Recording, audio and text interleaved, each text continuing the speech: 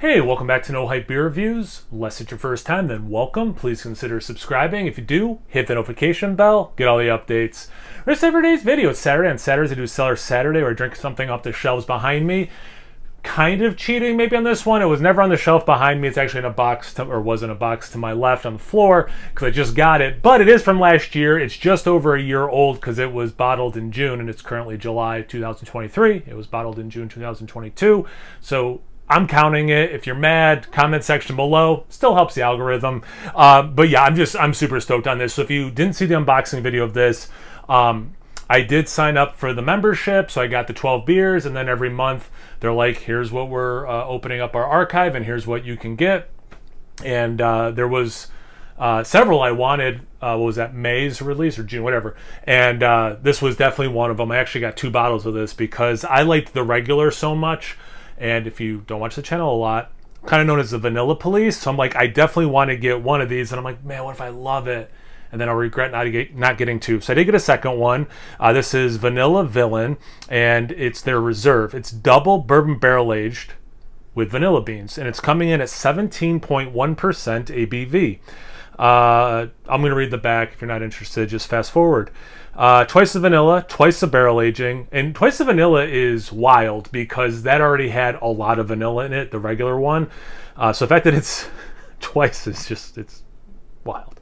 Let's see, picking up on unstoppable accounts of villainy. After aging for 12 months in bourbon barrels, then an additional 12 months in rum barrels, we treated the Imperial Stout with 3 types of vanilla beans from 17 sources. So there's 3 different varietals, and then from 17 different locations. And it lists all 17. There's a lot, so I won't read all that. Store at 55 degrees, which actually this has been in my stout fridge, which is set at 55 degrees for probably 2 weeks at this point. I wanted to get to it earlier, and it's a big beer. What I do is I drink, half today and half tomorrow. As someone who tries to post content every day, it's tough to do these big ones sometimes for that reason. So anyway, let's get into it. Proper glassware. As I've been saying in these Bruery videos, I'm not sponsored by the Bruery, but I do have an affiliate link if you want to order anything from the Bruery. It's in the description box below, and I get a little bit of a kickback, which is nice and helps with the channel. I just recently bought what they call the shotgun mic, so it helps with things like that. That's dark. So my understanding, and I could be wrong, this is based on a couple of things that different people have told me, is they have their Black Tuesday stout, and then they have more viscous, lower ABV, 17.1. This, I'm thinking, is that lower one. It'll be more viscous than the Black Tuesday. So why I bring that up? Well, look how dark that is. I mean, that's motor oil, and I don't feel that Black Tuesday is motor oil. Not a lot of head. I'm not surprised there. Man, I mean, there's not much to say. What's the Spinal Tap quote? None more black. None more black. I mean, it's wild. Let's get to the aroma. Oh man, I will not be arresting this beer for lack of vanilla based on the aroma. Wow. Good amount of chocolate fighting through, though. It's not full on cinnamon. There's a little bit of this spicy. Oh, you know what? No. It's like spiced rum. It's rum, and I don't know if it's spiced rum specifically that this was aged in, but there's a little spiciness to it. So it's either that or there's some other element of this beer that's a little spicy pairing with the rum. But it's totally because when you read the front of this, it says double bourbon barrel aged. I forgot that it's actually the second barreling is rum. That's only said on the back. So actually, even though I just read it, kind of forgot that there was rum in it. But yeah, it's the rum. It doesn't go full tropical, even though it has the rum, but it's a pleasant addition. There's a better way to say what I want to say, but that's getting towards it. The rum is a nice addition to everything else that's going on. Doesn't take it into too tropical. I recently had the one that had pineapples in it. That was a pineapple stout. It had a couple other things that was very much more tropical. This is not tropical. Definitely chocolate coming through. A little bit of black licorice, but I think if you don't like black licorice, it won't be too much because it's a very faint thing. It's so much vanilla and chocolate. I'm just trying to accentuate some of the other things that I'm getting, but that does not mean everything I'm saying is there in an equal amount. It's mostly vanilla and chocolate. Caramel, for sure. Very desserty, not surprising. So into the glass. Cheers. Wow. I'm glad I bought 2 bottles. Wow.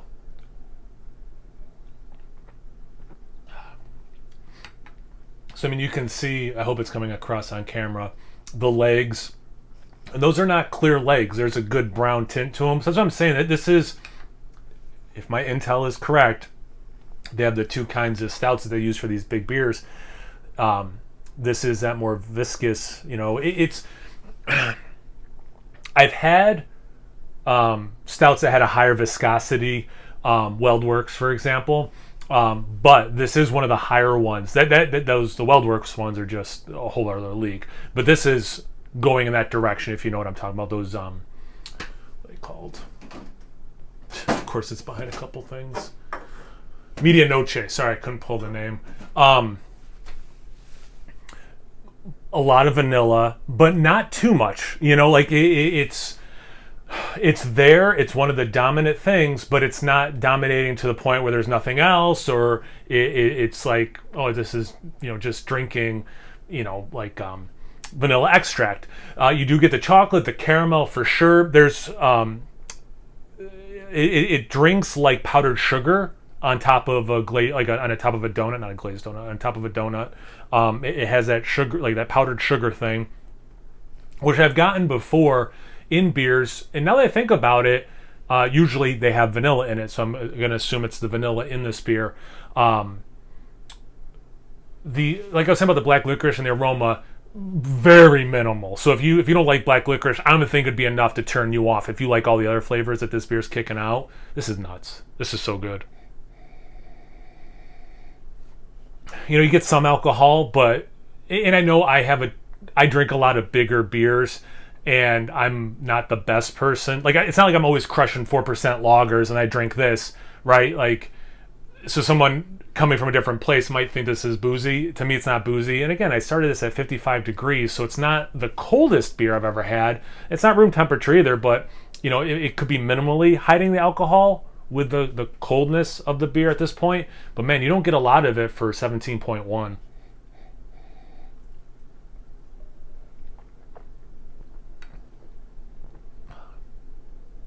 Man, that chocolate's so good in this too.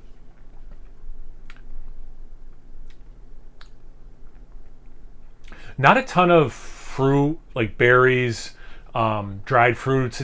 For me, it doesn't have much of that. It's maybe equal parts vanilla and chocolate. That confectionery sugar thing is pretty high for me in this beer, which seems redundant to say. The caramel, I'm just trying to go in order. And the chocolate kind of just hits chocolate. Like, it's not one of those beers that, for me anyway, has many different kinds of chocolate, brownie, a little bit of milk chocolate, a little bit of dark chocolate. It's just, picture in your mind's eye what does a sweet chocolate taste like. It's that thing, man, this is good.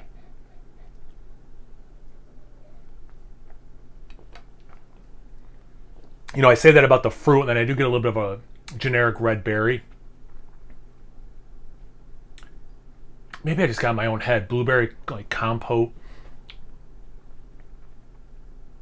Man, this is people watching. This is phenomenal. This is a phenomenal beer. The spirit,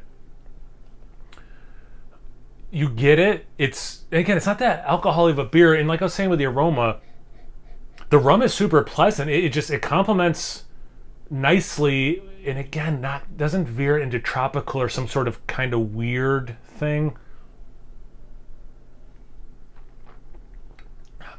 It's just more depth. It doesn't distract from the bourbon, which has a nice note. A little bit oaky. Now that my mind's focusing more on what barrel stuff do I get. Slight coconut. probably some vanilla from the barrels, but hard to tell with how much vanilla this beer has added to it.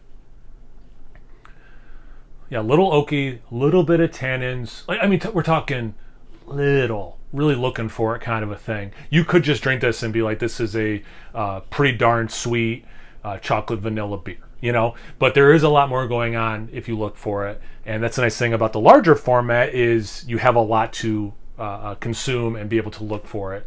Yeah, this is, again, to use the word phenomenal. Have you guys had this beer before? Have you had the regular? Have you had anything else from the brewery? You drinking something else completely unrelated you want to tell me about? Do you think I cheated by doing this from just a year ago, even though I just got it like a month ago? Anything, everything, comment section below. Let's get a conversation going. Once you're done doing that, make sure you check me out on Instagram and Untappd. It's No Hype Beer Reviews at both those places. So please like, comment, subscribe, and most importantly, imbibe. Cheers, everyone.